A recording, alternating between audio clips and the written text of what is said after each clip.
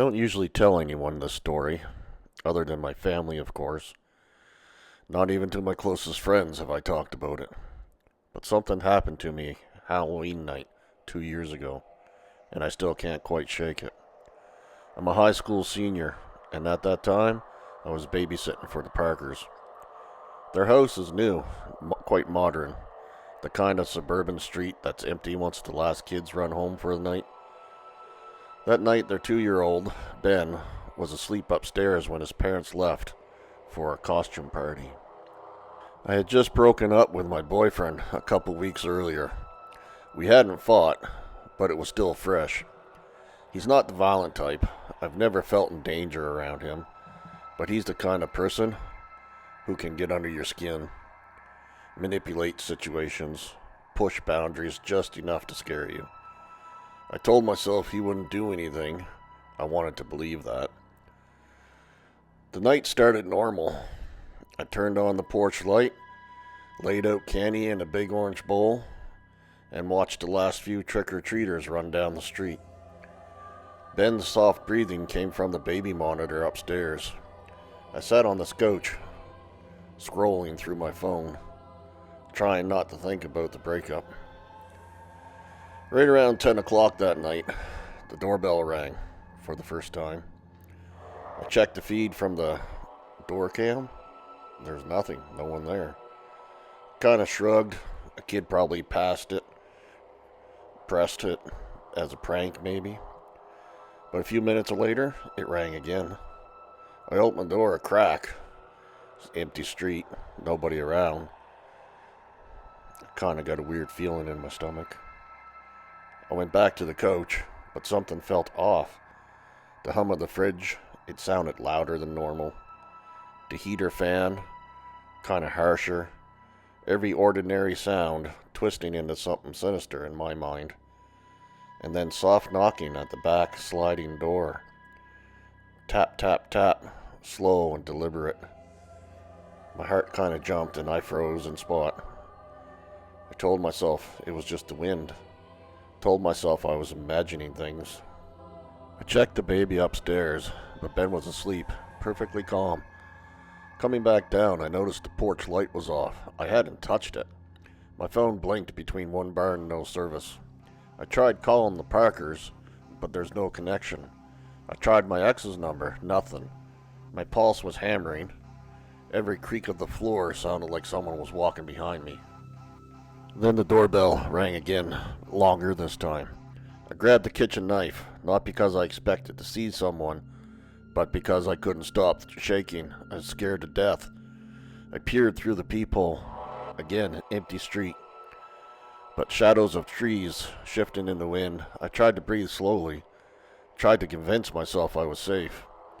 Then came another noise, faint, but a soft knack, clack, or something against the porch. I inched towards the window, trembling, and saw the candy bowl back on the porch. I hadn't touched it. My throat went dry. I considered calling 911, but hesitated. What if it was nothing? What if everything I thought was happening was just in my head? What if I was just scared because it was Halloween night and dark? Maybe I was overreacting. I sat on the couch, knife in my hand, staring at the back door. Every small noise made me jump. The baby monitor picked up faint static, a soft hiss that wasn't Ben's breathing. It sounded almost like whispering. I told myself my imagination was running wild. Of course it was nothing, I whispered. Minutes passed. I tried to focus on the TV, but the screen flickered as if I couldn't catch the signal right. Shadows in the corners of the room seemed to move every time I blinked. I convinced myself I was just in my head, just scared, freaking out. I went to check the back door again. The knob didn't look touched, but I swore I saw a shadow slip past the glass, just at the edge of my vision. My chest tightened. I ran upstairs to check on Ben again. He was still asleep. Nothing disturbed him at all. I touched the monitor, still staticky. That soft hiss, that whispering noise, that didn't make any sense to me though. Back downstairs, I noticed small details out of place. The kitchen light was on, though I hadn't touched it either. A chair had slightly shifted. A picture frame on the wall was angled differently. My mind was starting to race. Was I overreacting? Was someone inside? Or was I losing it? I sat on the couch holding a knife. The front doorbell rang again, long and slow. I pressed myself against the wall, breathing really shallow, scared to death, listening, but nothing but silence. Then from upstairs, though, the baby's monitor emitted a soft crackle and what sounded like a light knock against the crib. I ran up. Ben was fine, asleep, and nothing had moved. I sat back down on the couch, trying to steady my trembling hands and my nerves.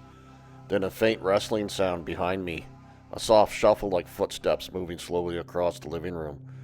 I spun around, knife ready, but there was nothing there, just the shadows. My pulse was deafening in my ears.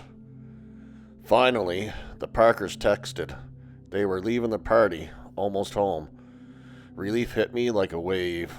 I ran to the front door, but froze. There was a folded piece of paper, and it was in the candy bowl. I picked it up. Written neatly in black marker was my name. And that was it. There's no message, no threat, just my name. I called the police right away. They came, they took the report, searched the house and yard, asked about my ex. Well, he swore he'd been home alone. Nothing could prove otherwise either. I went home that night with my stomach tight, scared, trembling. Every shadow in my room that night felt like it was him, or someone, or something was there. I never babysit alone anymore after that, and I still have that note, folded up, stuck in a drawer. Sometimes I take it out, wondering if I'm hoping for proof it was him, or that it wasn't, I don't know. I never gone back to him. I still hear faint noises sometimes at night, the rustle of the leaves, clicking at the doorknob. I don't know if it's real, or if it's my imagination because I'm so scared. I don't know if I'll ever know, and I don't think I'll ever forget that night. Still, to this day, she doesn't know if it was him or if someone else knew that she was there alone that night. If stories like this keep you wondering, make sure to like, subscribe, and turn on the notifications. I post new, true horror stories every week. Thanks for listening. I really appreciate it.